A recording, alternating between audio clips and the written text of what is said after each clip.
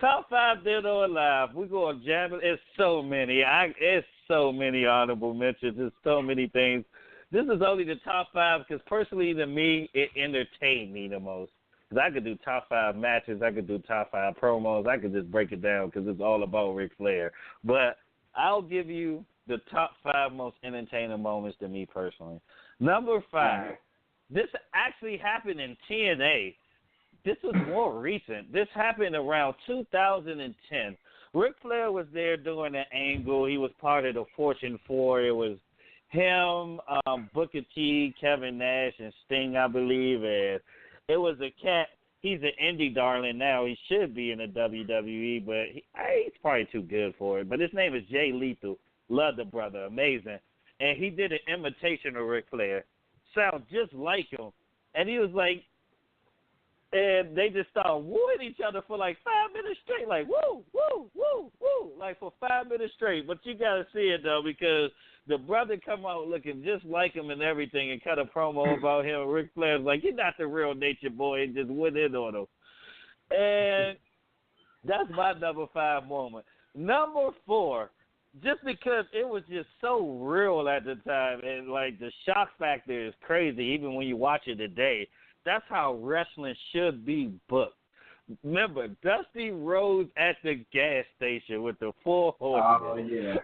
Oh, my goodness. They caught that man slipping. Our Anderson and them, they broke his arm, too. Caught him slipping at the gas station, which was crazy. Number 3, just because at the time it was so shocking, it was once in a lifetime, and just the rumor of the day because it never happened. It was a dream match that never happened, and that's Flair versus Hogan. When Flair went to the WWF as the real champion with the NWA belt, freshly leaving WCW, and Bobby Heenan was his manager, like I just explained, the man went over an hour in the Royal Rumble in 1992 to win the title. And I remember the promo afterwards, which was hilarious. No, it was one of the promos while he had the belt was hilarious. He took the glass of champagne, poured it on his head, and it started tripping in Ric Flair fashion. It was amazing. And I remember Bobby Heenan commentary in particular during the 92 Rumble. Some of the best commentary you ever hear. Oh, my goodness. It was amazing. And I just remember him coming over there, and it was so shocking in the rivalry with Macho Man Randy Savage. But Hulk Hogan ducked him for a reason. Crazy. But number 3, man, this is like, man, it's so many. Let me go back to arguably the greatest match in wrestling history. A great match. 1989 was the setting, and it was in one of the best crowds ever in wrestling history in Chicago, Illinois. 1989 Chi-Town Rumble. Ric Flair versus Ricky the Dragon Steamboat. Yes. When these two got together, classics. To this day, they stand the test of time as all-time great matches. Man, the back and forth in that match, how Ric Flair played the fly heel with the robe, and how Ricky Steamboat come out there as the perfect baby face. Everyone loved Ricky the Dragon. Oh, my God, that was an amazing match. Man, one of the best matches of all time. Number 2, that promo you played in the introduction before the 30 for 30, that is known as the Slick Rick promo. If you would have played that whole promo, he had the ladies going. As soon as he come out there, the ladies be like, Slick Rick, oh my God, you're killing me, ladies. That is one of the best promos of all time, especially how he called out the quote-unquote other Nature Boy, Buddy Landell. My man said, I spent more money on spilled liquor on bars across the globe than you made. What?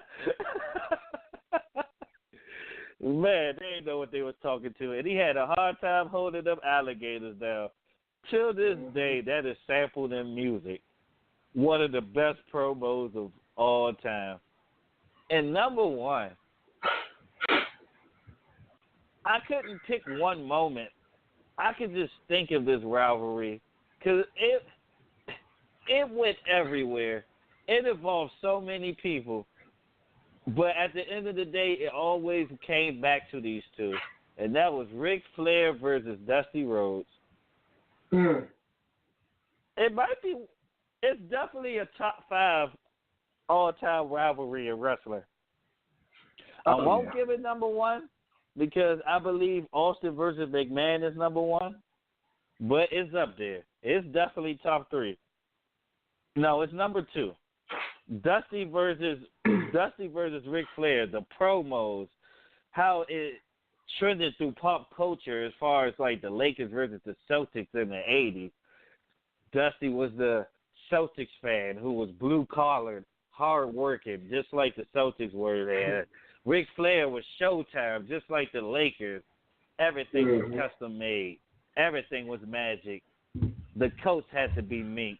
The shoes had to be alligator. The suits had to be made custom. The hair had to be on point. The shades had to be on point. I mean, the watch had to be Rolex.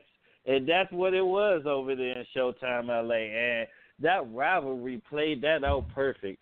They turned the little territory at Jim Crockett Promotions in North Carolina to a national powerhouse pretty much. Ric Flair won his first ever NWA World title from the great Dusty Rhodes. Mm-hmm. That's one of the greatest starcades of all time. The main event was Dusty Rhodes versus Ric Flair.